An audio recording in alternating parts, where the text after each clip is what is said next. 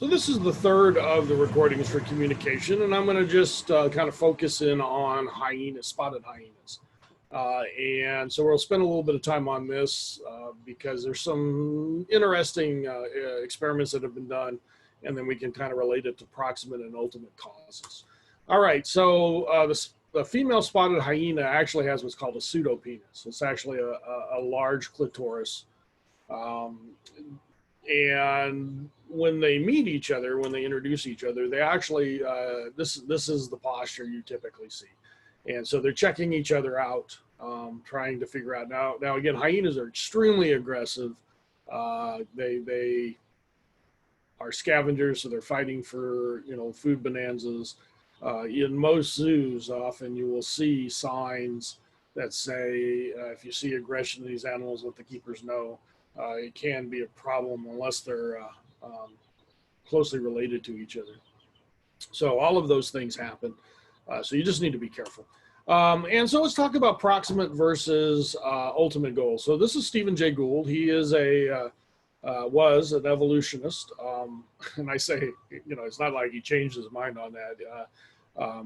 He was actually an instructor and very well known for his theory on macroevolution, punctuated equilibrium. And unfortunately, he died about 10 years ago now, I think, from cancer. But he's written a lot of popular books. One's called The Panda's Thumb and some others. And so if you ever get a chance and are interested in reading stuff like that, he's got a lot of good books out there. But he believed the pseudopenis was due to proximate causes, high levels of androgens during development. So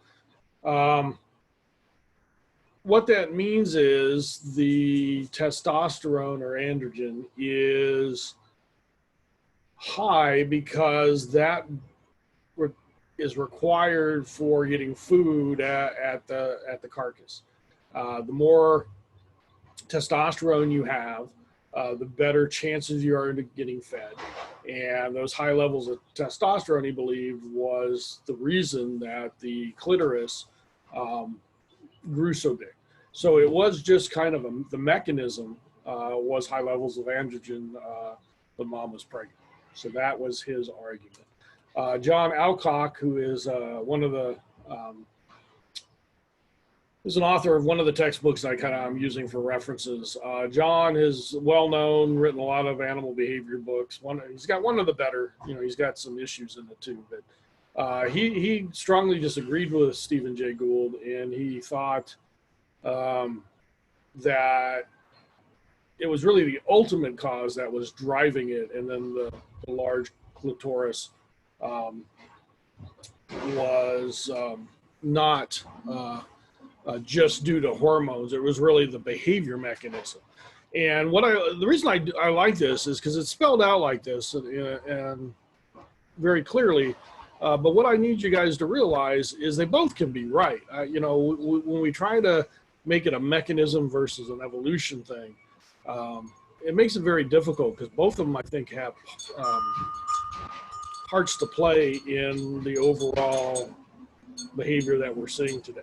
So I like to use this example just because you have two leading evolutionists and behaviorists arguing, in my opinion, the same thing. Sociobiology is something we'll talk about toward the end. That's something E.O. Wilson, which we had mentioned earlier, E.O. Wilson for biodiversity. He wrote the book on sociobiology, and he got a bunch of slack and feedback for doing so. But we'll talk about that toward when we talk about humans. All right, and let's look at what's actually happening here, and we have some males and females. And what I want you to notice is that the female's testosterone levels, now we're looking at testosterone in the blood and in the feces. Feces is just a little bit easier to collect. And what you're noticed here is where a pregnant female's level of testosterone is equal to subordinate male. Again, the dominant males obviously are off the chart. So again, this is probably the reason that pseudopenis is so large.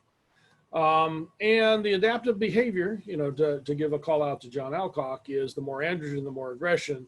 And so the byproduct is the pseudopenis. So that's John Alcock's